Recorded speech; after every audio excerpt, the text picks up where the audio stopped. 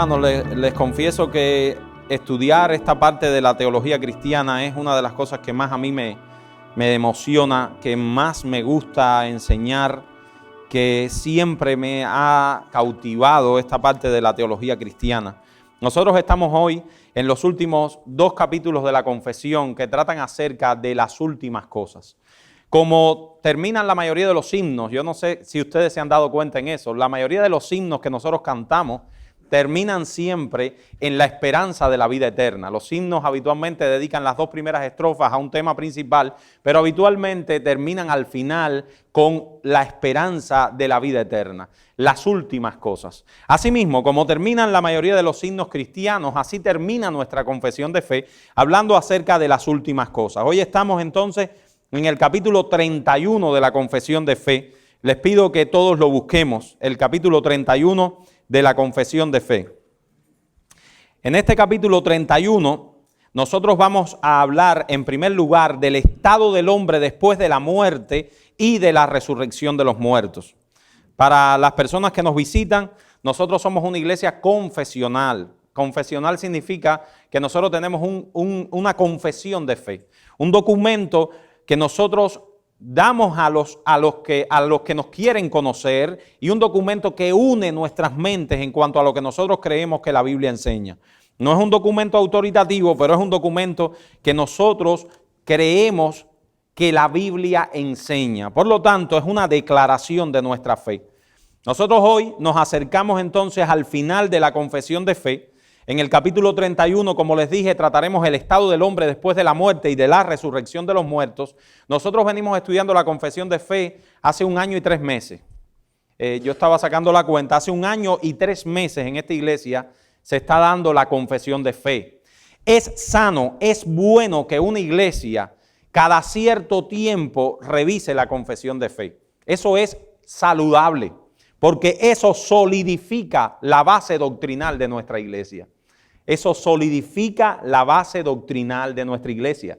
Y por lo tanto, aquí cuando venga alguien diciendo algo raro, o cuando alguien ponga algo raro en algún lugar, todos nosotros tenemos una misma mente en cuanto a eso. Y le podemos decir con tranquilidad a aquel que venga a decir algo raro: vete a pescar a otra parte, porque aquí no van a picar. ¿Por qué razón? Porque aquí nosotros tenemos una mente clara. Todos podemos gritar las mismas cosas con claridad.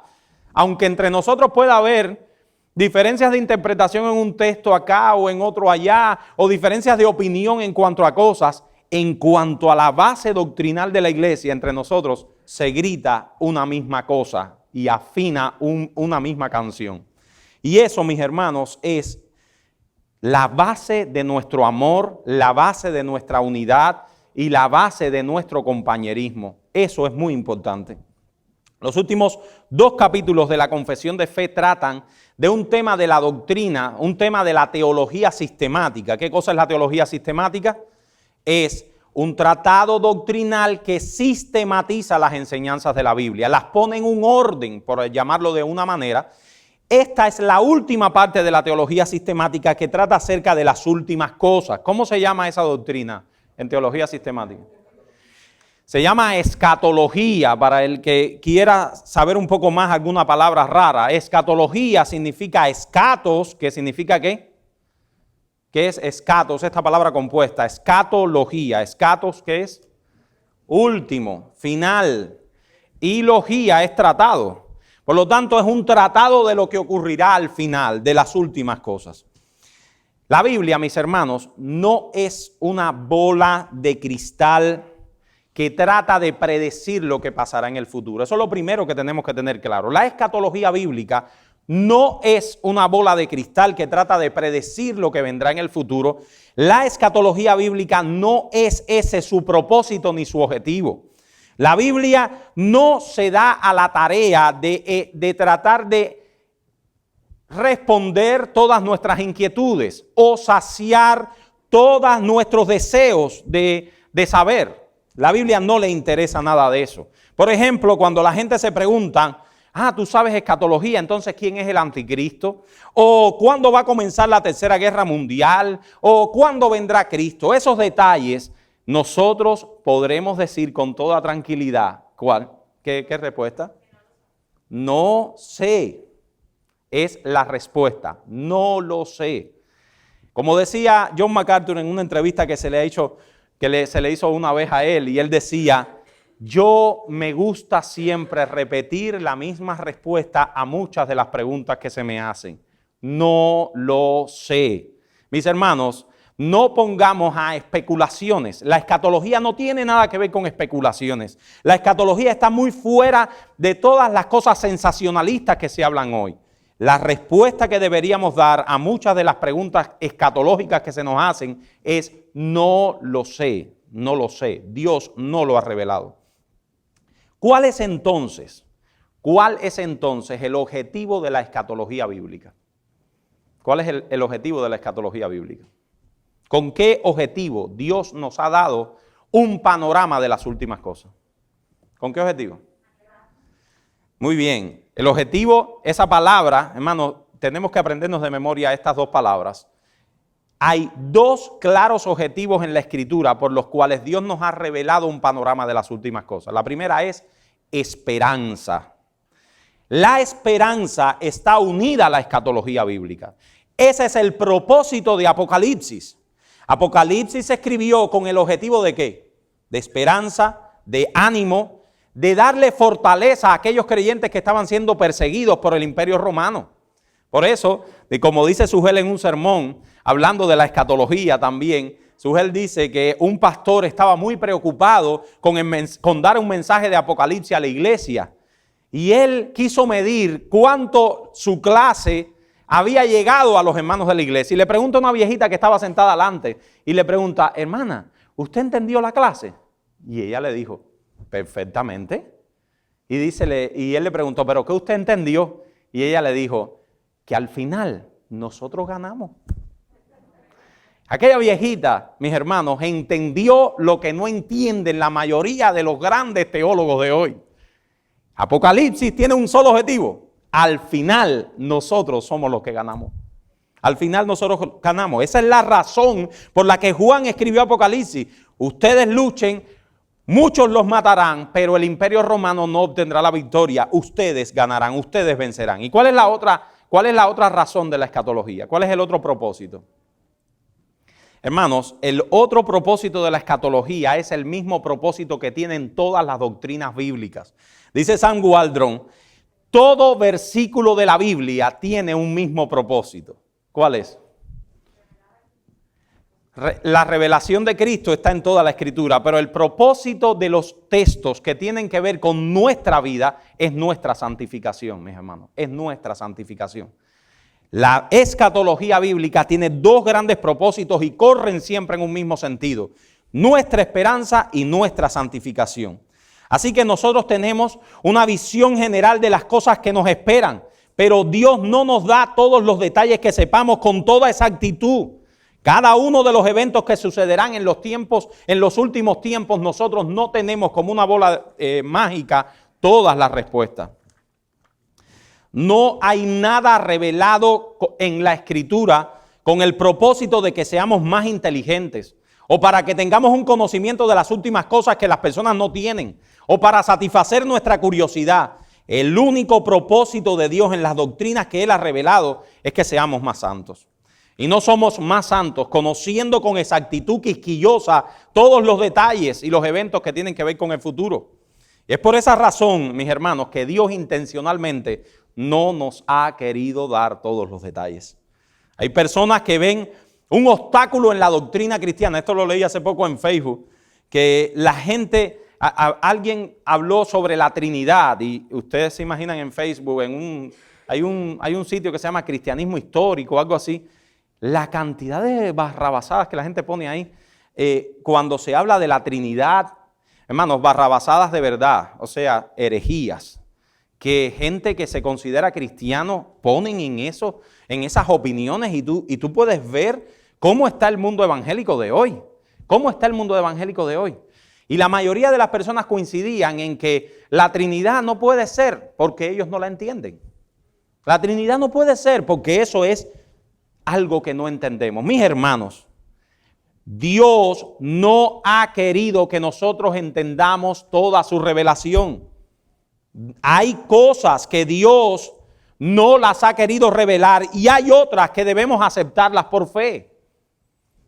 Si Dios no nos reveló algo, Él es sapientísimo y eso no lo necesitamos para llegar a la meta que Él tiene para nosotros, al propósito de la redención. Así que al acercarnos a estudiar la escatología tenemos que entender que van a surgir preguntas para las cuales nosotros no tenemos respuestas. No tenemos respuestas. Yo les pido, mis hermanos, a que busquemos 1 Tesalonicenses capítulo 4 antes de entrar en el primer párrafo de la confesión. Y déjenlo ahí. Antes de leer los versos que les voy a dar, voy a hacer un contexto general de 1 Tesalonicenses en este capítulo 4. En la iglesia a los tesalonicenses había ciertos problemas doctrinales, porque estos hermanos tenían una comprensión a media acerca de los eventos relacionados con la venida de nuestro Señor. Y ellos tenían una pregunta legítima. Ahora ustedes se van a dar cuenta que Pablo trata de responder esa pregunta. ¿Alguien que haya leído 1 Tesalonicenses 4 sabe cuál es la pregunta que tenían los tesalonicenses? ¿Alguien sabe?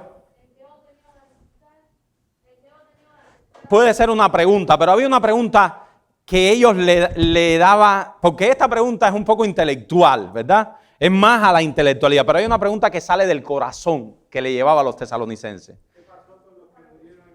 Esa es la pregunta. Ellos estaban en la funeraria, yo no sé si en Tesalónica había funeraria, pero ellos estaban en la funeraria y ellos decían, ¿qué pasa con estos hermanos que han muerto antes de la venida del Señor? Hermano, eso no era una bola mágica, eso era una pregunta lícita en la Escritura. ¿Qué pasa con mis hermanos que han muerto antes de que Cristo vuelva?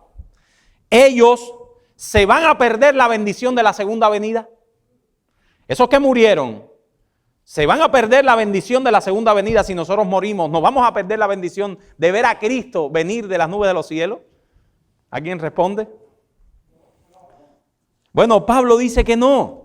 Algún hermano que lea 1 Tesalonicenses 4, 13 al 18. Y sabemos que esa es la pregunta que ellos tenían por la respuesta de Pablo. 1 Tesalonicenses 4, 13 al 18. Tampoco queremos, hermanos, que ignoréis acerca de los que duermen, para que no os entristezcáis como los otros que no tienen esperanza. Porque si creemos que Jesús murió y resucitó, así también traerá Dios con él a los que durmieron en Jesús. Por lo cual os decimos esto en palabra del Señor, que nosotros que vivimos, que habremos quedado hasta la venida del Señor, no precederemos a los que durmieron. Porque el mismo Señor con voz de mando, con voz de arcángel y con trompeta de Dios, descenderá del cielo y los muertos en Cristo resucitarán primero. Luego nosotros, los que vivimos, los que hayamos quedado, seremos arrebatados juntamente con ellos en las nubes para recibir al Señor en el aire. Y así estaremos siempre con el Señor. Por tanto, consolados los unos a los otros con estas palabras. Amén. Eso es un texto fundamental en la escatología bíblica. Ahí está el propósito de la escatología, el consuelo, el aliento, la esperanza. Y ahí está una respuesta magistral del apóstol Pablo a esa preocupación. Hay un orden en ese texto. Yo no voy a meterme mucho en el texto. Yo creo que el pastor va a interiorizar el texto y nos los va a descuartizar. Pero hay un orden en el texto. Pablo les dice, esos que murieron van a tener un lugar preferencial por encima de nosotros que habremos quedado. Y ahí está el apóstol tratando de incluirse en los que quedaron en la venida, ¿verdad? Ellos van a tener un orden preferencial, ellos van a ser preferidos. ¿Por qué? Porque cuando Cristo venga, ellos resucitarán ¿cómo? Primero que nosotros. Primero, y ellos recibirán al Señor en el aire, el arrebatamiento. Eso que tanto hablan de arrebatamiento por ahí, hermano, yo no puedo meterme en todo eso, pero ellos recibirán al Señor en el aire. Y nosotros que estamos vivos, o sea que estamos ahí en la presencia, en la segunda venida, nosotros seremos transformados instantáneamente para entonces recibir al Señor en el aire. Así que mis hermanos, esa es una nota de esperanza que Pablo les da a aquellos hermanos. Busquemos primero a los Tesalonicenses 5, 5 al 11, un poquito más adelante. ¿Qué dice? Porque todos vosotros sois hijos del día, No somos de la noche ni de las tinieblas, y por tanto, no durmamos como los demás, sino velemos y seamos sobrios. Pues los que duermen, de noche duermen, y los que se embriagan, de noche se embriagan. Pero nosotros, que somos del día, seamos sobrios, habiéndonos vestidos con la coraza de la fe y de amor, y con la esperanza de salvación como él. Porque no nos ha puesto Dios para ira, sino para alcanzar salvación por medio de nuestro Señor Jesucristo, quien murió por nosotros, para que ya sea que vivamos o que durmamos, vivamos juntamente con él, por lo cual animados unos a otros y edificados unos a otros, así como lo hacemos. Pablo sigue el mismo tema y ahora vuelve nuevamente a animar la iglesia, alentarle con ese mismo tema, el tema de la segunda venida. Así que habiendo aclarado, mis hermanos, estas cosas importantes antes de entrar a la escatología bíblica, ahora nosotros en el capítulo 31, les invito a que leamos el párrafo 1 del capítulo 31. Es el único que vamos a tratar. Es un párrafo extremadamente largo, lleno de detalles. Por lo tanto, es lo único que estaremos concentrándonos en esta mañana. El párrafo 1 habla acerca de algo que los teólogos han llamado el estado intermedio. El estado intermedio. Y yo espero que después de esta clase, si usted no entiende algo, usted levante la mano, me dice y trataremos de responderlo entre todos. Vamos a leer el párrafo 1 de la Confesión de Fe en el capítulo 31. ¿Qué dice? ¿Aquí lo tiene? Si no lo leo yo. Los cuerpos de los hombres vuelven a poco después de la muerte y ven la corrupción, pero sus almas, que ni mueren ni duermen, teniendo una sustancia inmortal, vuelven inmediatamente a Dios que las dio. Las almas de los justos, siendo entonces perfeccionadas en santidad, son recibidas en el paraíso donde están con Cristo y contemplan la faz de Dios en luz y gloria, esperando la plena redención de sus cuerpos. Las almas de los malvados son arrojadas al infierno, donde permanecen atormentadas y envueltas en densas tinieblas, reservadas para el juicio del gran día. Fuera de estos dos lugares, para las almas separadas de sus cuerpos, las Escrituras no admiten ningún otro. Muy bien, muy bien. Antes de seguir, les quería recomendar este libro, que realmente para mí es uno de los mejores libros de escatología que se ha escrito. Se llama La Biblia y el futuro, de Antonio Joquema. Es un libro que tiene un capítulo entero sobre el estado intermedio de esto que vamos a estar hablando. Hermano, ¿qué es el estado intermedio? ¿Qué es el estado intermedio? ¿Por qué le llamamos así? Estado intermedio. El estado intermedio,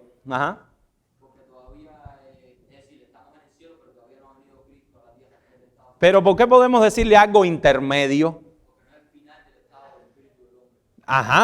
Porque mis hermanos, es un estado en el que estamos entre la vida aquí en la tierra y lo que la Biblia le llama la eternidad. Hay una pregunta que debemos hacernos. ¿Son nuestros hermanos que han muerto en sus almas en el cielo, han alcanzado ya la plena redención? No, están en un estado intermedio. Un estado en el que ellos están en espera de un estado completo. Así que el estado intermedio no es la vida aquí, porque la vida aquí ya ha terminado para ellos.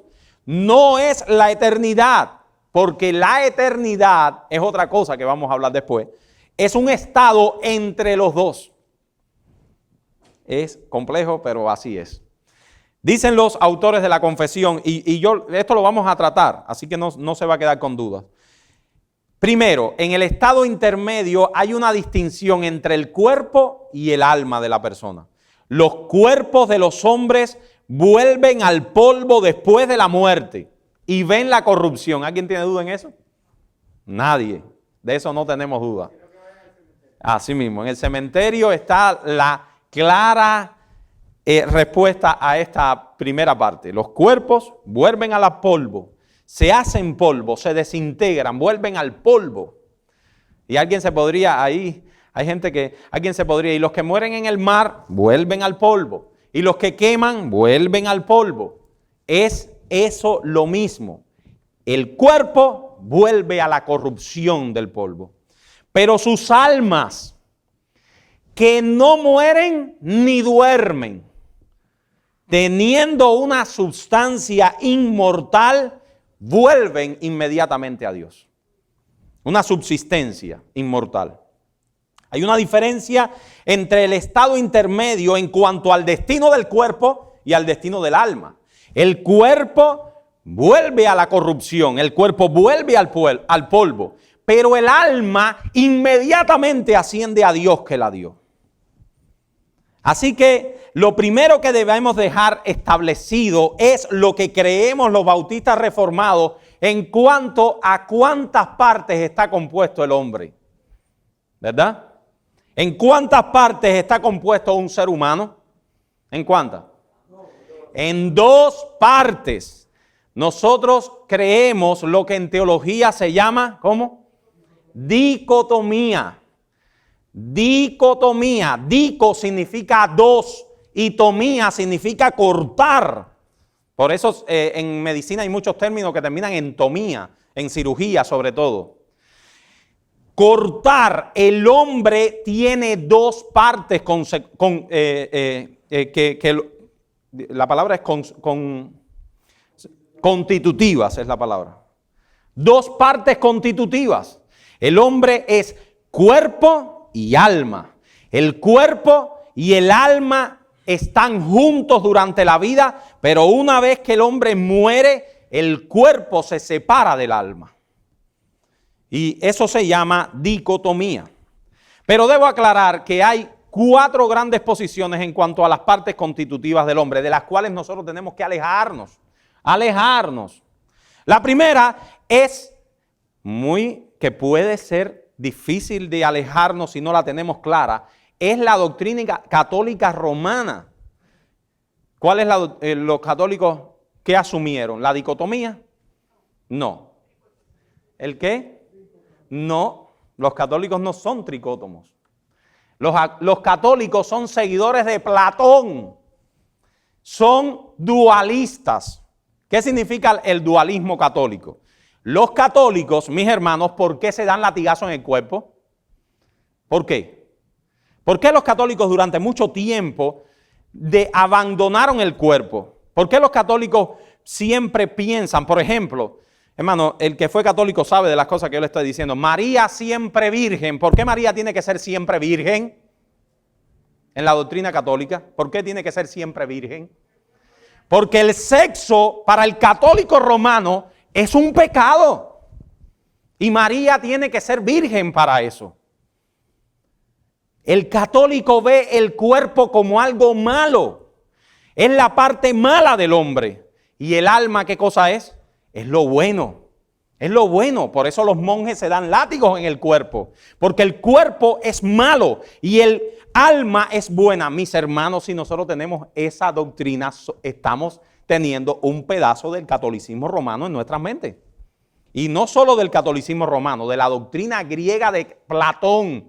Platón fue el que enseñó que el cuerpo era malo y el alma es buena. Por lo tanto, al cuerpo dale leña, que es malo. Dale leña, no te cuides si el cuerpo es malo al final.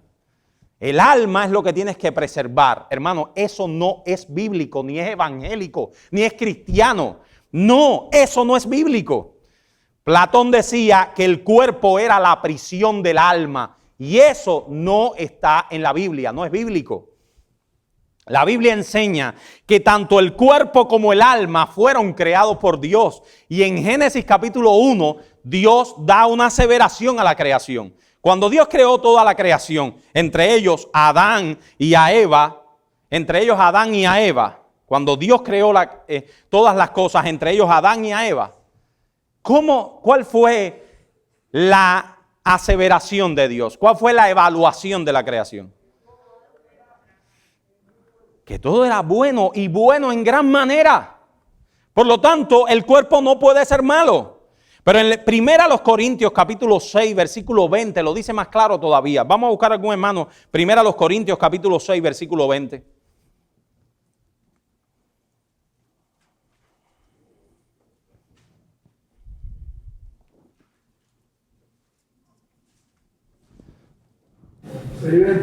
Sí.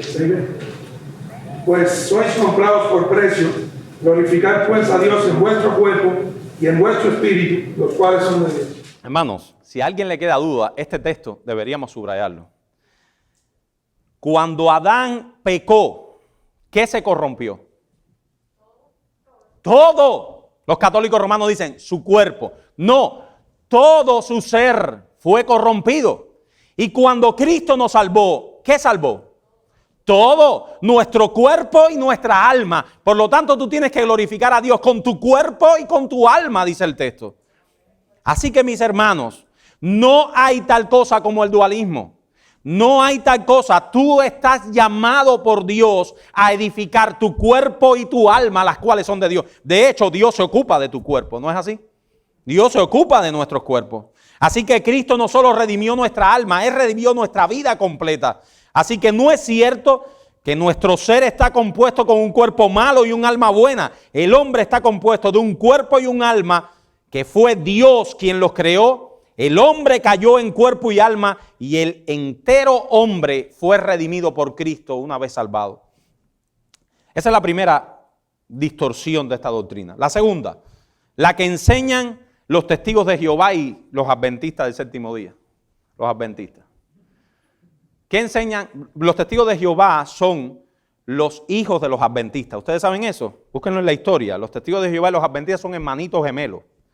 Vienen los dos del mismo origen. Los adventistas son anteriores a los testigos de Jehová. ¿Qué enseñan los adventistas y los testigos de Jehová? ¿Qué enseñan? Que no hay tal cosa como que el hombre está constituido por cuerpo y alma. Que el cuerpo y el alma son la misma cosa en la Biblia. Por lo tanto, cuando una persona muere, el alma muere junto con la persona, duerme junto con la persona. Cuando la Biblia habla de cuerpo o de alma, ellos dicen son dos palabras distintas para referirse al hombre en su totalidad. Sin embargo, esa posición es muy fácil de rebatir, a pesar de que algunos se asustan con ella. En Eclesiastés capítulo 12, versículos 5 al 7, dice claramente, hermano, no lo vamos a leer porque la clase es larguísima. En Eclesiastés 12, 5 al 7, dice claramente que cuando una persona muere, ¿qué pasa? Los autores de la confesión lo que hicieron fue citar Eclesiastés 12. Yo no sé si... Exactamente. Eclesiastés 12, 5 al 7 dice que el cuerpo vuelve a la tierra y el alma vuelve a Dios que la dio. Por lo tanto, no le decimos no. Esa posición de decir que el alma muere junto con el cuerpo es completamente alejada a la Biblia. Yo le cito un solo texto, pero hay muchísimos más. Así que no, obviamente no es una teoría bíblica. Pero todas las almas, aún si no eres creyente, van a Dios. Todas van a Dios. Empezaron las preguntas difíciles. Todas las almas van a Dios. Todas. Pero yo sabía que empezaban las preguntas difíciles. Después vamos a hablar de eso. Entre los cristianos, ya dividimos las sectas, ¿verdad? Católicos romanos, testigos de Jehová y adventistas. Entre los cristianos hay dos posiciones también que, mis hermanos, por tener esta otra posición, yo no creo que deberíamos llamarle hereje a nadie. Ni deberíamos tratarlo con la misma firmeza con que tratamos a las sectas. Hay dos posiciones que se difieren entre ellas levemente, para serle bastante sincero. En primer lugar, estamos nosotros, los que creemos en que el hombre está compuesto de cuerpo y alma. Pero también hay algunos teólogos que sostienen que la tricotomía, que el hombre está compuesto de cuerpo, alma y espíritu. Lo vuelvo a decir para las personas que nos visitan, no somos tan enfáticos en eso como para ahora aquí armar una rebambaramba, ¿bien? Pero nosotros creemos que esa posición no es sustancial con la revelación bíblica. Aunque no es herética, no es sustancial. ¿Por qué razón? Porque los hermanos que creen en la tricotomía hacen una distinción entre el cuerpo, el que conocemos todos, el alma, ¿qué ellos dicen del alma? ¿Qué es el alma para los que creen en la tricotomía? El alma para ellos es el asiento de las emociones. O sea, ellos dicen, nosotros tenemos voluntad, emociones, sentimientos con el alma. El alma es la perspectiva. Miren, exactamente ellos dicen que es el centro de la voluntad, los afectos y la personalidad de los individuos. Pero el espíritu, ¿qué cosa es? ¿Qué es el espíritu para ellos? la parte con la... No, el alma es la conciencia. La parte que se comunica con Dios. Y por lo tanto ellos te dicen, claro, los inconversos, ¿cómo tienen el espíritu? Muerto. Dios vivifica el espíritu. ¿Entienden eso hasta ahí? Esa es la tricotomía. Sin embargo, mis hermanos, aunque nos pueda parecer algo interesante y algo llamativo, no se corresponde con la Escritura. ¿Por qué no se corresponde? Bueno, yo se los voy a decir y después que nosotros terminemos acá, yo creo que se van a quedar convencidos. La Biblia no es tan enfática así. No se basa en dividir las cosas así como nuestros hermanos que creen en la tricotomía. En Mateo capítulo 10, versículo 28, ¿qué dice? A ver. Mateo 10, 28. Vamos a hacer un estudio sencillo y desapasionado para dejar claro que la Biblia, ¿qué es lo que estamos queriendo decir? Que para la Biblia el espíritu y el alma, ¿qué cosas son? Son lo mismo.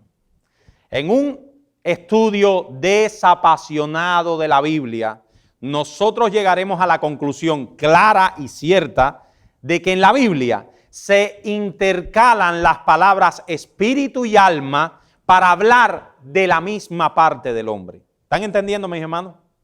La Biblia dice que el hombre es cuerpo y alma o cuerpo y espíritu. Pero el alma y el espíritu son la misma cosa para hablar de la parte inmortal del hombre. ¿Entienden lo que les digo, hermanos? Vamos a leerlo. Mateo 10, 28. ¿Qué dice? Y no temáis a los que matan el cuerpo, mas el alma no pueden matar. Temed más bien a aquel que puede destruir el alma y el cuerpo. Claro, ¿verdad? Para Jesús claramente hay dos partes en el hombre. Pero ahora, si ese texto que está ahí, nosotros lo comparamos con 1 Corintios 5, 5, ¿qué dice? Y otro hermano que busque 1 Corintios 7, 34. El tal sea entregado a Satanás para la destrucción de la carne, a fin de que el espíritu sea salvo en el día del Señor Jesús. Hermana, une esos dos textos para que vea. Ponlos en la casa, al lado uno del otro. La enseñanza de Jesús acerca del alma y el cuerpo es exactamente la misma de la del apóstol Pablo acerca del cuerpo y de qué más, y del espíritu. Lo único que ellos sustituyen la palabra alma por espíritu. ¿Están entendiendo, mis hermanos? Léelo de nuevo el texto, mis hermanos. El tal sea entregado a Satanás para la destrucción de la carne. Muy bien. Cuerpo, la carne, el cuerpo. ¿Por qué se ha entregado a Satanás para destrucción de la carne? El contexto tenemos que leérnoslo. ¿Cuál es el contexto de eso? Un hermano que estaba pecando y pecando en contra de su cuerpo, probablemente la fornicación, sea entregado a Satanás para que él cumpla con ¿qué? ¿Qué significa entregado a Satanás? En ese texto. ¿Cómo tú entregas a alguien a Satanás? En el contexto de la iglesia. La expulsión de la membresía de la iglesia. Hermano, expulsarte de la membresía de la iglesia es algo serio, aquí entre nosotros. ¿Verdad? El pecado que no se confiesa, el pecado que no se pide perdón por él, el pecado que entra en un proceso disciplinario, como nosotros hemos llevado aquí en la iglesia, es un pecado que no se arrepiente la persona de él, lleva a la excomunión de la iglesia. Y ese texto trata la excomunión de la iglesia como entregarlo a Satanás, porque lo saca del reino. Es como la Biblia ve esto. Cuando tú eres excomulgado de la iglesia te está sacando del reino. Por lo tanto, te estamos dejando solo contra Satanás. ¿Para qué? ¿Para qué tú sacas a alguien de la iglesia? A fin de que el espíritu sea salvo en el día del Señor. ¿Por qué se lleva el proceso disciplinario en la iglesia? Con el objetivo de que hasta el final esa persona se arrepienta y vuelva a la comunión. Exactamente, mi hermano.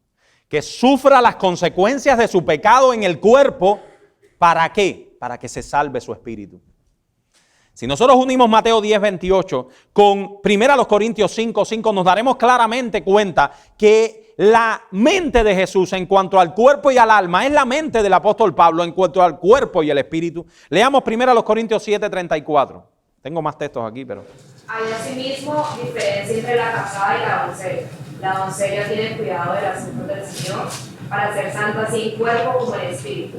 Pero la casada tiene cuidado de los asuntos del mundo, de cómo agradar a su marido. Exactamente, hermano. Ahí hay una claridad en cuanto a qué es las partes constitutivas del ser humano. Pueden buscar en la casa 2 Corintios 7:1, Santiago 2:26. El alma y el espíritu evidentemente son una misma cosa. Son dos palabras para describir la parte inmaterial del hombre. De hecho, para los que saben hebreo y griego y eso, hay dos palabras que se traducen como alma y espíritu. Como alma y espíritu. Una es la palabra nefesh, la otra es la palabra rúa. La palabra nefesh se traduce exactamente en la Septuaginta o en la traducción del Antiguo Testamento como ¿qué? ¿Qué es nefesh? Es alma. Y rúa es espíritu, más bien se traduce como espíritu. La palabra en el Nuevo Testamento también se usan dos palabras para alma y espíritu. Una es la palabra psique, de donde viene la ciencia psicología, o la ciencia no tanto, pero la psiquiatría sí es más una ciencia. Y eso significa alma. Y la otra palabra es más famosa en el Nuevo Testamento, que significa espíritu. ¿Cuál es? Neuma, de donde viene la parte de la teología sistemática que estudia el Espíritu Santo. ¿Cómo se llama? Neumatología, porque estudia el Espíritu Santo. Por lo tanto, es de ahí la palabra neuma. Pero lo interesante es que aunque hay 4 palabras en la Biblia para describir el alma y el espíritu, todas significan lo mismo. ¿Estamos hasta ahí claros? Todas significan aliento, vida o principio de vida dentro de ti. Todas significan lo mismo. Pero vas a hacer referencia al texto ese que ellos siempre ponen para decir que son 3. Mira, yo anoche estaba tratando de hacerlo, pero dije, bueno, si me hacen la pregunta, lo hago.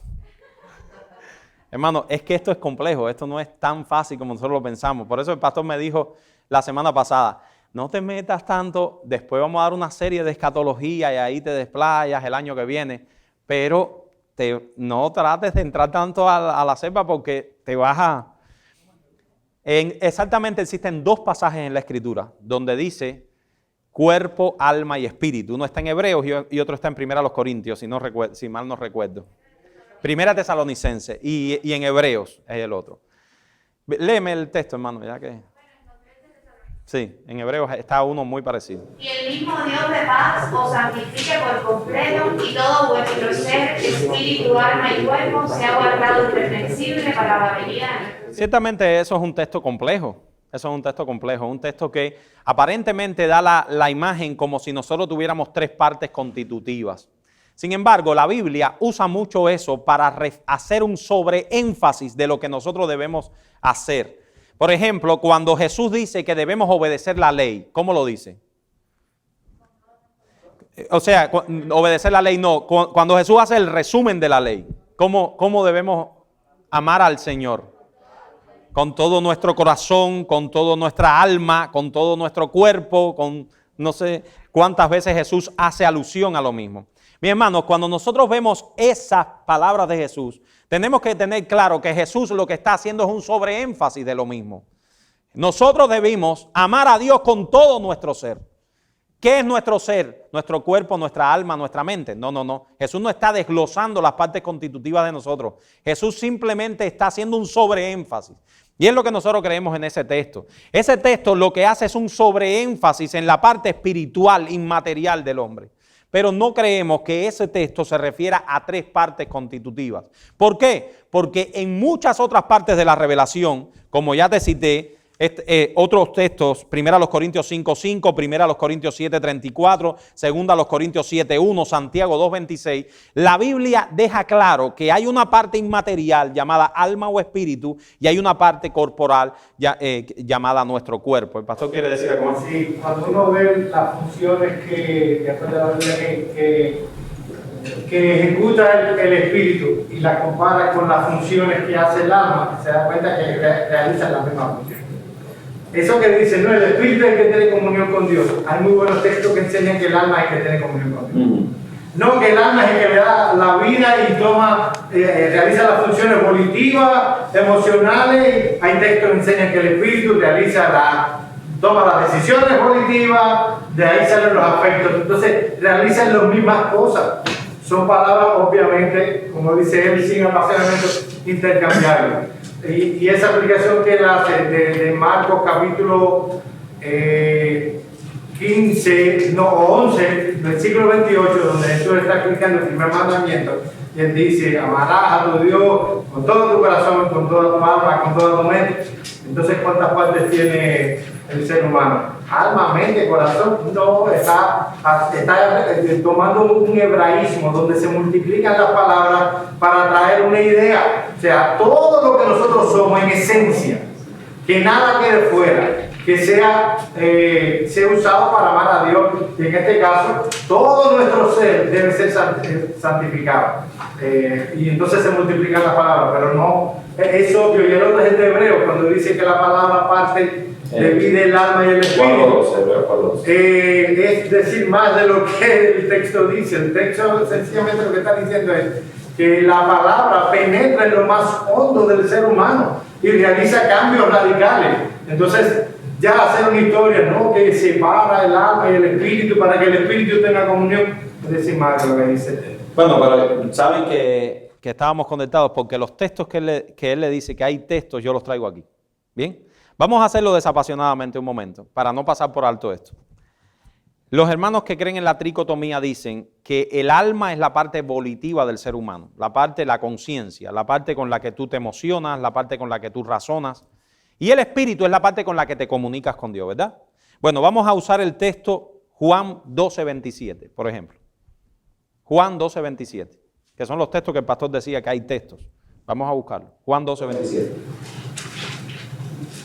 Ahora está turbada mi alma, ¿y qué diré? Padre, sálvame de esta hora. Mas para esto ha llegado esta hora. Padre, glorifica tu nombre. Entonces vino una voz del cielo, lo he glorificado y lo glorificaré otra vez. El alma está turbada. El alma está turbada. Muy bien, los tricótomos dicen, ¿viste? Está el alma turbada. El alma se puede turbar porque el alma es la parte donde tú te emocionas. Mateo 26:38.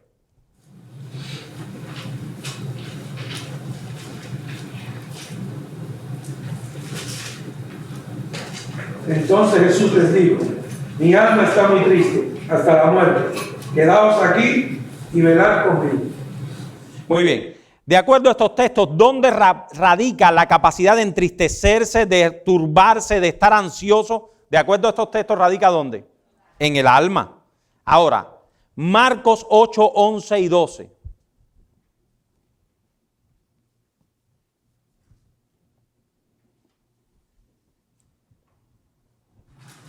Vinieron entonces los fariseos y comenzaron a discutir con él, pidiéndole señal del cielo para tentarlo. Y gimiendo en su espíritu dijo, ¿por qué pide señal a esa generación? De cierto os digo que no se dará señal a esa generación. ¿Pero por qué gime en su espíritu? ¿No es el alma la que debería gemir? ¿No es el alma el asiento de las emociones? ¿No es el espíritu la parte en la que se comunica con Dios?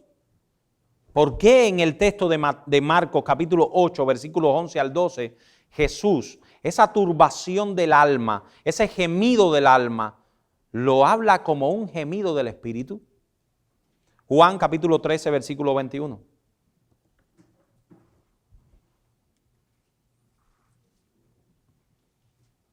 ¿Qué dice Juan 13, 21? Habiendo dicho Jesús esto, se conmovió en el espíritu y declaró y dijo, de cierto digo, que uno de vosotros me va a entregar. Si nosotros creyéramos que el cuerpo está constituido por tres partes, Jesús no se puede conmover en el espíritu. Jesús tiene que conmoverse ¿dónde? En el alma. Porque el alma es la que se conmueve. El alma es la que se entristece. El alma es la de los sentimientos. El alma es la que te relaciona con las cosas que te están pasando. El espíritu es tu relación con Dios. Porque Jesús se conmueve en alma, en espíritu. Porque Jesús gime en el Espíritu. Mis hermanos, porque claramente Juan 12:27 y Mateo 26:38, que se refieren al alma, pueden ser intercambiados por Marcos 8:11 al 12 o Juan 13:21 o muchísimos otros textos. La Biblia, mis hermanos, cambia la palabra alma y espíritu para referirse a la misma realidad. Son términos intercambiables. De hecho, mis hermanos, puede una traducción de la Biblia traducir alma donde verdaderamente podría decir espíritu y no hay problema porque significa lo mismo. En el griego, lo mismo. Aliento, vida. Así que, mis hermanos, yo creo que la Biblia es clara cuando nosotros vemos que estas cosas son intercambiables. Por ejemplo, lo mismo pasa en el pastorado. ¿Cuántas veces nosotros hemos dicho aquí que al mismo oficio la Biblia le llama unas veces ancianos, a las otras veces le llama pastores, otras veces le llama obispos, otras veces para referirse al mismo oficio desde puntos de vista diferentes? Eso mismo pasa con el alma y el espíritu. La pregunta entonces es, ¿qué pasa con el alma y el cuerpo después de la muerte? Alguien dijo, a pesar de nuestro orgullo, esto yo me acuerdo que Roy yo creo que lo repetía mucho en Cuba, es decir, a pesar de nuestro orgullo y de todo lo que cuidamos, nuestro cuerpo, todos nosotros somos gusanos con 3 días de diferencia. Eso baja el orgullo de uno, ¿verdad? A pesar de todo lo que nosotros nos cuidamos, de todo nuestro orgullo, de todo lo que nosotros nos creemos, lo último que salió, somos gusanos con 3 días de diferencia. Pero el alma va a Dios que la dio. Las almas, dice la confesión, no mueren ni duermen. ¿Por qué entonces algunos pasajes de la Escritura vemos que se refiere al estado en que están los muertos como que durmiendo? Por ejemplo, hay un pasaje que se repite en esta iglesia mucho, porque tiene que ver con la cena del Señor. En 1 Corintios 11:30 se dice que aquellos que no disciernen el cuerpo y la sangre de Cristo en medio del memorial de la cena son culpables del cuerpo y la sangre, pero muchos, ¿qué le pasa? Duermen. Muchos duermen. Muy bien, nosotros creemos que esos textos se están refiriendo al sueño del cuerpo del hombre, esperando la resurrección de su cuerpo. Los justos entran en un estado de descanso, aunque no en un estado de inconsciencia, como dicen los testigos de Jehová. Los justos esperan la resurrección de sus cuerpos. Ahora, hay una distinción entre el justo y el malvado en el estado intermedio. Seguimos leyendo el párrafo 1. Fíjense que hemos hablado de la primera parte del párrafo. Los cuerpos de los hombres vuelven al polvo después de la muerte y ven la corrupción, pero sus almas, que ni mueren ni duermen, teniendo una subsistencia inmortal, vuelven inmediatamente a Dios que las dio. Una distinción. ¿Cuál es la distinción? Las almas de los justos, siendo entonces hechas perfectas en santidad, son recibidas en el paraíso, donde están con Cristo y contemplan la faz de Dios en luz y gloria, esperando la plena redención de sus cuerpos. Lo que están diciendo los autores de la confesión, que inmediatamente que un justo muere, inmediatamente su alma va a la presencia de Dios, no a un estado de inconsciencia, va a la presencia de Dios. Filipenses 1, 21 al 23, un texto que a mí me gusta mucho. Filipenses 1, 21 al 23. Otro hermano que busque 2 Corintios 5, 6 al 8 y otro Lucas 23, 43. Filipenses 1, 21 al 23. Solo vamos a usar estos 3 textos. Porque para mí el vivir es Cristo y el morir es ganancia. Mas si el vivir en la carne resulta para mí en beneficio de la obra, no sé entonces qué escoger. Porque de ambas cosas estoy puesto en estrecho, teniendo deseo de partir y estar con Cristo, lo cual es muchísimo mejor, pero quedar en la carne es más necesario por causa de los... ¿Ustedes creen que haya que citar otro texto para decir algo más? Dice Pablo, yo estoy indeciso. Si yo pudiera escoger, no sé qué escoger. Me quedaría con ustedes porque, es el apóstol Pablo, ¿no? Me quedaría con ustedes porque les estoy siendo útil, porque yo sé que ustedes me necesitan, pero yo estoy en estrecho, porque yo prefiero partir ¿Y qué? Y estar con Cristo. Si el apóstol Pablo fuera testigo de Jehová, ¿pudiera decir eso? No, mis hermanos, el apóstol Pablo no puede decir eso si es testigo de Jehová. Porque los testigos de Jehová, cuando mueren, van para la tierra y para más nada. Es verdad que a ellos les pasa eso, pero es lo que ellos creen. Cuando mueren van para la tierra y se acabó el cuento hasta la segunda venida. Y es muy interesante el texto original, porque la palabra morir y estar con Cristo es un evento inmediato en el griego.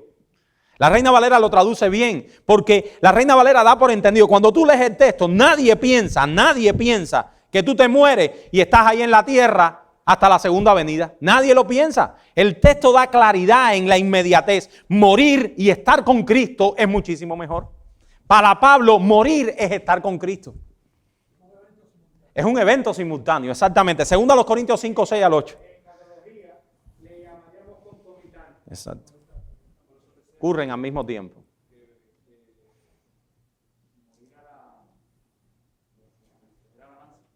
Exacto. Ese es el segundo a los Corintios 5, 6 al 8. Segunda a los Corintios 5, 6 al 8, ¿qué dice?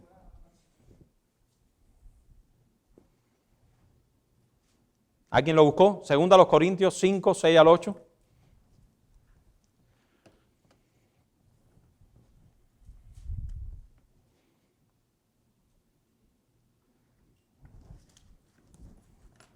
¿Se perdió segunda a los Corintios? Oh. Confiados siempre y sabiendo que entre tanto que estamos en el cuerpo, estamos ausentes del Señor. Porque por fe hablamos, no por ti. Pero confiamos y más quisiéramos estar ausentes del cuerpo y presentes al Señor.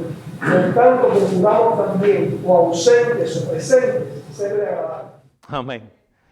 Estar vivo es estar ausentes del Señor. Fíjense cómo Pablo ve las cosas, hermano.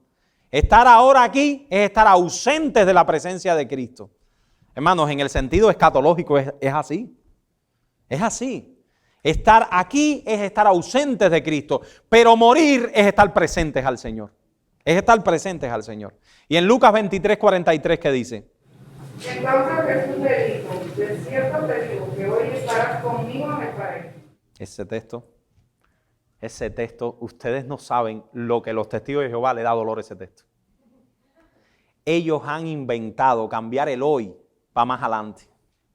Entonces ellos le ponen en la Biblia de ellos, de cierto te digo hoy, que estarás conmigo en el paraíso. ¿Para qué cambian el hoy? Porque en su teología, aquel ladrón en la cruz no podía estar en el paraíso en el mismo día. ¿Entienden eso, hermano? Si tú crees que tú no tienes un alma inmortal, si tú te mueres, tú no vas a estar en el paraíso en el mismo día. Pero es un error craso ese texto traducirlo de esa manera. Jesús le dijo al ladrón en la cruz, es que la intención de Jesús, imagínense que alguien te venga a dar un consuelo, no te preocupes, que de aquí a, vamos a ver cuándo, tú estás en el paraíso. Ricardo, no. Para los católicos tampoco el ladrón podría estar hoy en el paraíso. Eso lo dice en el Apocalipsis capítulo de párrafo. Los católicos, ese ladrón estuviera ¿dónde? En el purgatorio. Que yo no quisiera ni hablar de eso. En el purgatorio. Sí, tengo que hablarlo porque no. Pero el texto es claro. Jesús quería traer una palabra de aliento a aquel ladrón. Tú me reconociste como el Mesías, tú te has arrepentido de tus pecados. Leamos la secuencia de la cruz, hermano, es muy interesante. Jesús predicándole el evangelio a aquel ladrón y terminando con las palabras, de cierto te digo que hoy estarás conmigo en el paraíso. Que hoy estarás conmigo en el paraíso. Así que vemos su entrada inmediata a la presencia del Señor. Inmediatamente que un justo muere, su alma irá directamente a Dios.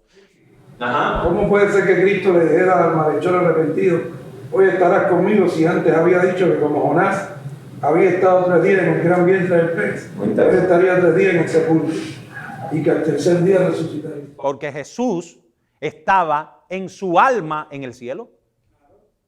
Sin lugar a dudas. Las partes constitutivas de Cristo eran alma y cuerpo. Hasta el credo de los apóstoles. como todos aquellos que creen que Jesucristo estuvo los 3 días en el infierno, perdón, tanto el credo de los apóstoles como los que creen en eso que estoy diciendo, están muy errados bíblicamente. Jesús no fue al infierno, Jesús fue al Padre. Y de hecho Él lo hizo, Él lo dice. Y cuando usen el texto, ¿y por qué le dice a los discípulos, no me toquen porque aún no he ido al Padre? Sí, no había ido al Padre en cuerpo y en espíritu. Antes había ido solo en espíritu. Aunque evidentemente todo ese análisis hay que hacerlo teniendo en cuenta la naturaleza importante de Cristo. Verdaderamente Dios, verdaderamente. Por eso esas preguntas son tan complejas, responderlas en 10 minutos. Pero, mis hermanos, Jesús estaba en su alma, en el cielo, con aquel ladrón. Con aquel ladrón. Su cuerpo estaba en la tumba y el del ladrón estaba en un barranco. Pero su alma estaba en el cielo. Y Jesús resucita porque su alma se une a su cuerpo al tercer día. Hermanos, no hay otra opción, no hay otra revelación en la Escritura, no será que caer en herejías. La otra característica que tiene el estado intermedio para el justo es su perfecta santidad. Inmediatamente entramos en la presencia del Señor. Nuestras almas son perfeccionadas. Ya no tendremos más problemas con el pecado. Ya no experimentaremos más tentaciones. Somos perfeccionados en santidad. En tercer lugar, nuestra confesión dice que circunstancias deleitosas para el justo en ese estado. Dice que ellos están con Cristo y contemplan la faz de Dios. Estamos en la presencia de Dios, disfrutar del deleite de estar en su presencia. En cuarto lugar, el párrafo dice que vemos la bendita compañía que tendrán los justos en esa condición. El paraíso es un lugar de deleite, de delicia. Inmediatamente que morimos, entramos en el paraíso y comenzamos a gozar de la compañía de Cristo. Pero en quinto lugar, vemos el glorioso privilegio de esta condición. Estamos contemplando la faz de Dios en la luz y en la gloria. Y finalmente, los autores de la confesión nos dan una revelación que disminuye un poco esa escalada que vamos teniendo. Estás con Cristo, ves la faz de Dios, ya el pecado no está en ti, en tu alma, pero ellos nos dan algo que disminuye un poco ese júbilo. ¿Qué cosa dice? ¿Qué dice? Las almas de los malvados son arrojadas al infierno, donde permanecen atormentadas y envueltas en densas tinieblas, reservadas para el juicio del gran día. Fuera de estos dos lugares para las almas separadas de sus cuerpos, la Escritura no admite ningún otro. Yo te dejé leer, pero eso está hablando de los inconversos. Pero para los cristianos, esto es una bendición que es la parte que nosotros tenemos que tener clara. Es una bendición incompleta. Es una bendición incompleta. Dicen los autores de la confesión que esperan la redención de sus cuerpos. Es una bendición incompleta.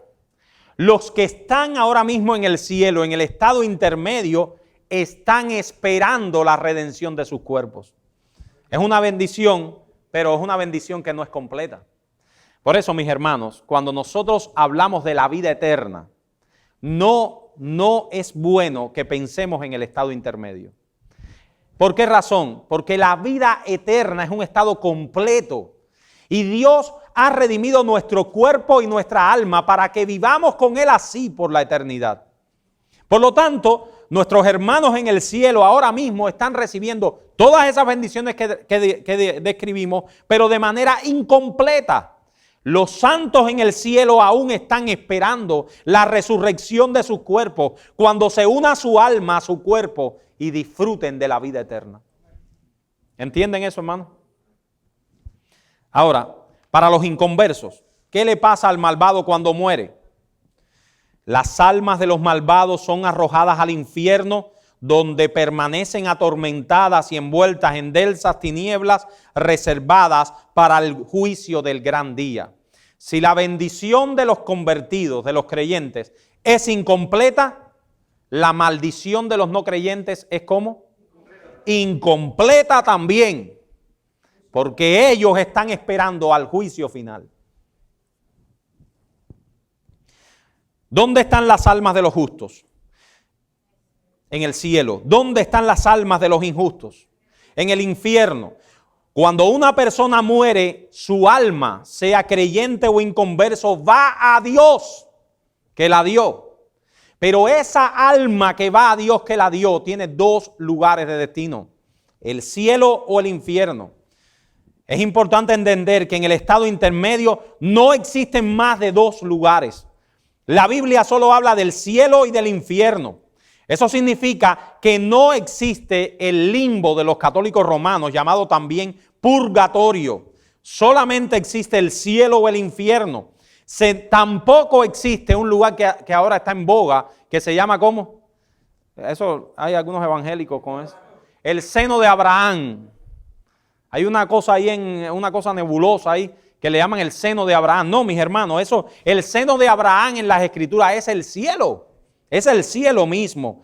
El infierno es el destino de las almas de los inconversos en el estado intermedio. ¿Cuáles son? Ajá. Es el infierno. Es el infierno. Es una descripción vívida de Apocalipsis del infierno. Las circunstancias que rodean a las almas de los injustos, las almas están allí sufriendo. Lucas 16, 22 y 23. Y aunque no tenemos tiempo para profundizar, hermanos, adecuadamente en toda la doctrina bíblica del infierno, que cuando demos una serie de escatología habrá que hablar del infierno, sí queremos decir que este pasaje ha sido tomado de diferente manera por dos extremos. Por un lado, hay algunos que toman estos versos sumamente literal. Lucas, ¿alguien se recuerda lo que dice Lucas capítulo 16, 22 al 23? ¿Algún hermano que lo lea para que entendamos lo que estamos diciendo?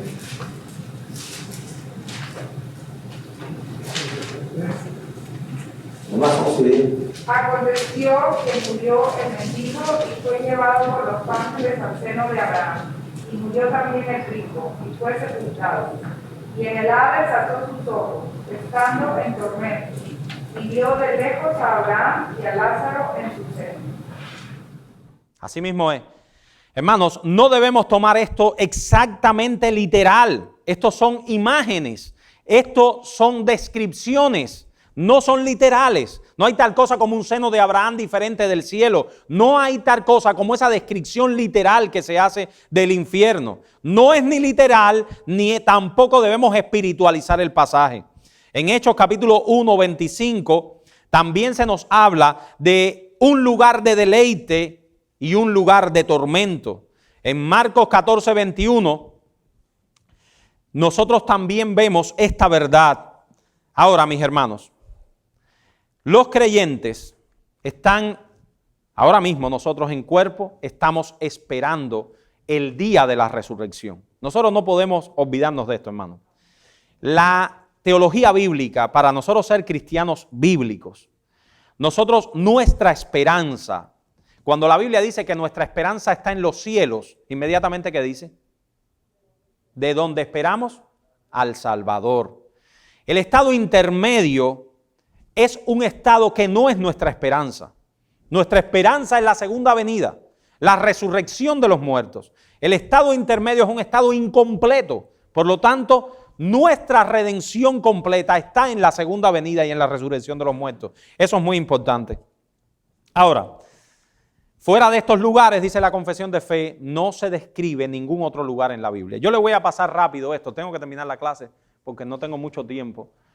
Un catecismo del estado intermedio de los creyentes. Mire, esto está muy, ojalá y tuviera más tiempo para poder dedicarme más.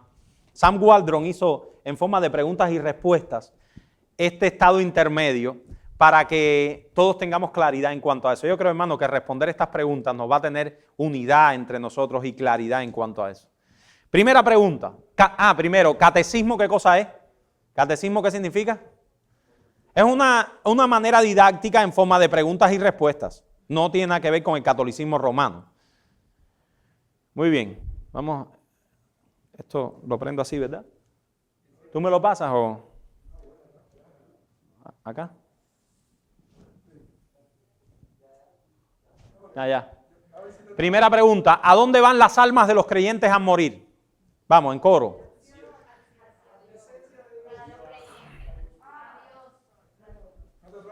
No trabaja.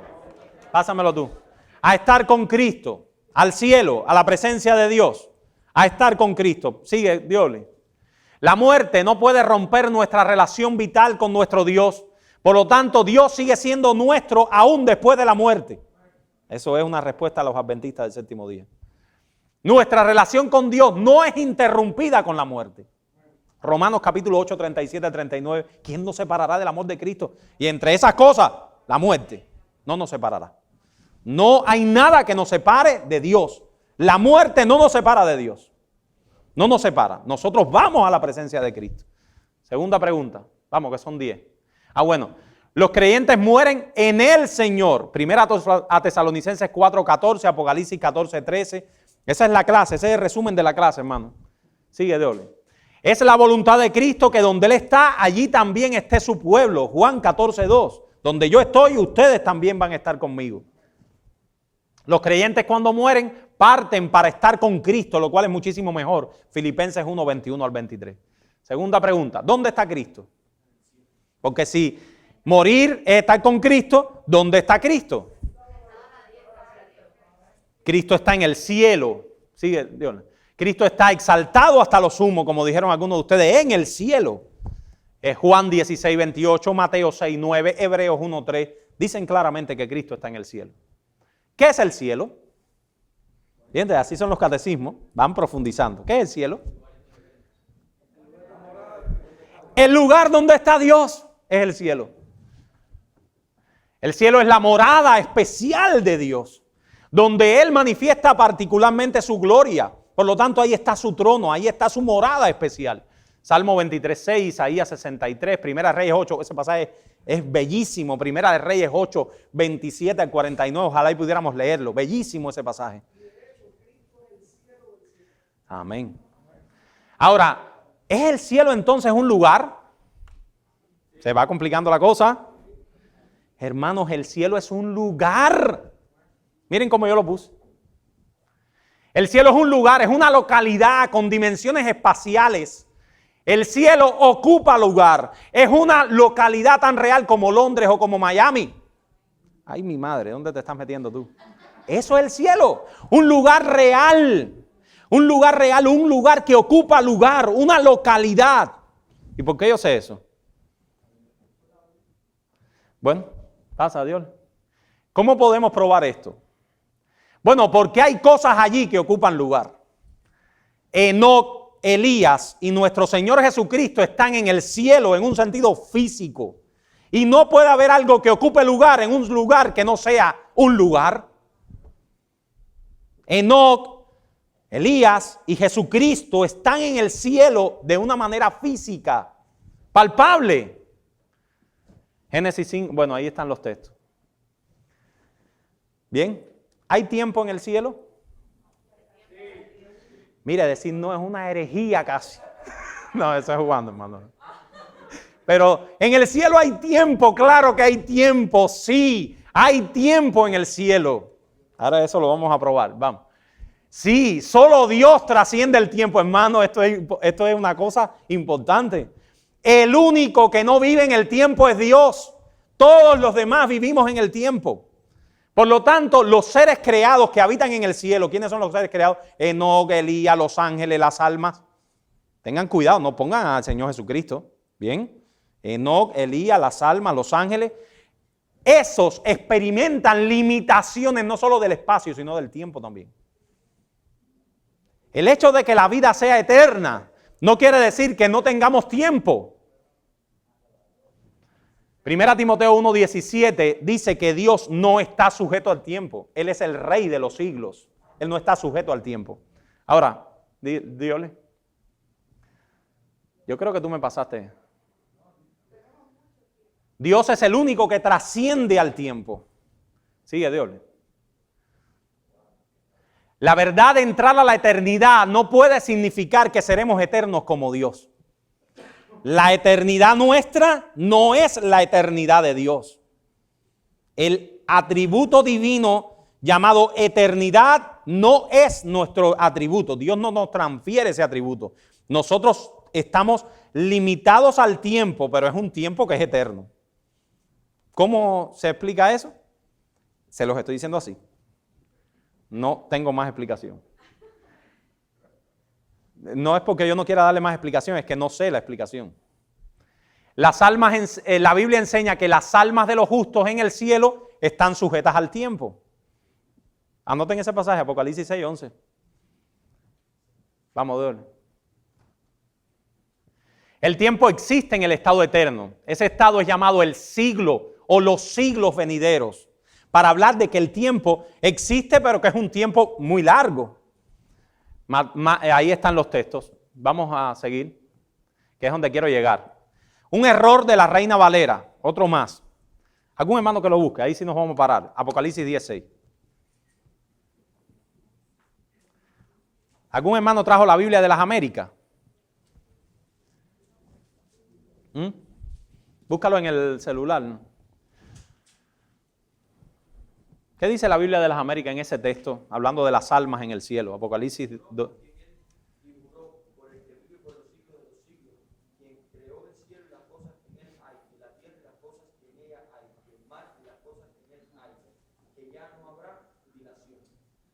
Esa es la Biblia de las Américas. No, me jugaste una trampa. La Biblia, la Reina Valera.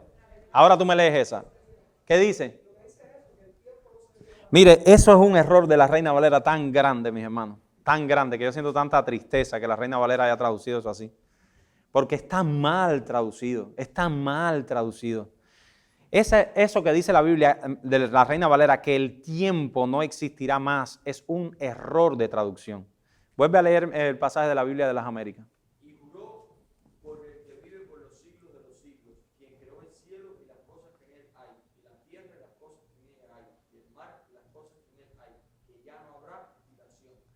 No es lo mismo que no haya más dilación que no exista el tiempo. ¿Qué significa dilación? Oye, como tú te demoras en llegar, tú puedes llegar en 5 minutos o puedes llegar en 3 horas. Eso es dilación. Eso es lo que refiere el pasaje. Pero eso yo lo sé, mis hermanos, porque yo consulté más de 10 traducciones de la Biblia. Y la única Biblia que traduce mal ese texto es la Reina Valera. Por lo tanto, la Biblia de las Américas, la Nueva Versión Internacional, la Biblia de Jerusalén, los léxicos griegos, todos traducen, ya no habrá más dilación, no se demorará más. Pero decir que el tiempo no sería más es un error de traducción. Vamos a seguir. Dice Waldron, los cristianos han pensado a menudo en el cielo. Hermano, este pensamiento es excelente. Óiganlo para que vean. Los cristianos han pensado a menudo en el cielo en unos términos tan nebulosos e imposibles que en su mayor parte ha dejado de ser muy real para ellos. Era un mundo ideal y espiritual con una existencia sin tiempo ni espacio. La eternidad, por considerarla intemporal, era considerada quizás como llena de estatuas vivientes que nunca se movían, fijas para siempre en su postura reverente. El cielo era considerado como nebuloso, intangible y espiritual. Qué alivio abandonar tales ideas por la idea realista de la Biblia. En verdad, el cielo es un lugar donde viven hombres con cuerpos. Enoc, Elías y nuestro Señor. Si tú estuvieras allí, podrías ver y tocar a tu Salvador. Eso es Dios. ¿Cómo se describe el cielo en la Biblia? El cielo es la ciudad de Dios. Hebreos 12:22, Gálatas 4:24. Eso significa que es el lugar donde la presencia de Dios es más real. ¿Cómo más se describe? El cielo es el paraíso de Dios. La palabra paraíso significa literalmente, muy interesante esa palabra, hermoso parque o huerto. Eso es paraíso. Paraíso significa un hermoso huerto o hermoso parque. ¿Qué les recuerda? El Edén. El Edén es lo que recuerda. Y no estamos diciendo ninguna cosa absurda, porque Apocalipsis 2:7 habla del paraíso como el huerto del Edén. Sí, ojalá y lo leyéramos, porque dice que allí en el paraíso, ¿qué va a estar? Ese árbol de la vida, del bien, pero haciendo una rememoranza al Edén. El paraíso significa hermoso huerto, hermoso parque. Vamos, seguimos. El cielo es comparado en las Escrituras con Jerusalén, con Canaán, ¿verdad? Nuestra vida en el cielo es nuestra herencia eterna en la Nueva Jerusalén. O también el reposo de la mayor Canaán, de Canaán, la ciudad prometida. ¿Cuál es la condición de los espíritus, de las almas de los creyentes en el cielo? ¿Cómo están las almas de los creyentes en el cielo? Vamos. Son hechos perfectamente santos y felices. El estado intermedio anticipa el estado eterno. El cielo es la anticipación de nuestra esperanza futura. El cristiano no tiene dos esperanzas, sino una sola esperanza. Eso es tan importante, hermano. Esa única esperanza es la esperanza de la vida eterna que se anticipa a la existencia celestial de los espíritus de los creyentes que están en el cielo esperando la segunda venida. El creyente tiene una sola esperanza, la vida eterna. ¿Qué hacen los espíritus de los creyentes en el cielo mientras esperan la vida eterna? ¿Qué hacen? Viven, reinan y sirven a Cristo. Los creyentes en el cielo viven, reinan y sirven a Jesucristo ahora mismo. ¿Dónde lo dice? Apocalipsis 20, 2 al 6. Ese texto es un texto importantísimo. ¿A quiénes ve Juan en el cielo? Tendríamos que leerlo, pero algún hermano que lo haya leído, anótelo y lo lee en la casa. Apocalipsis 20, 2 al 6. ¿A quiénes ve Juan en el cielo? Ve las almas de los justos. Juan vio almas, las almas de los decapitados. ¿Y por qué Juan ve almas de decapitados?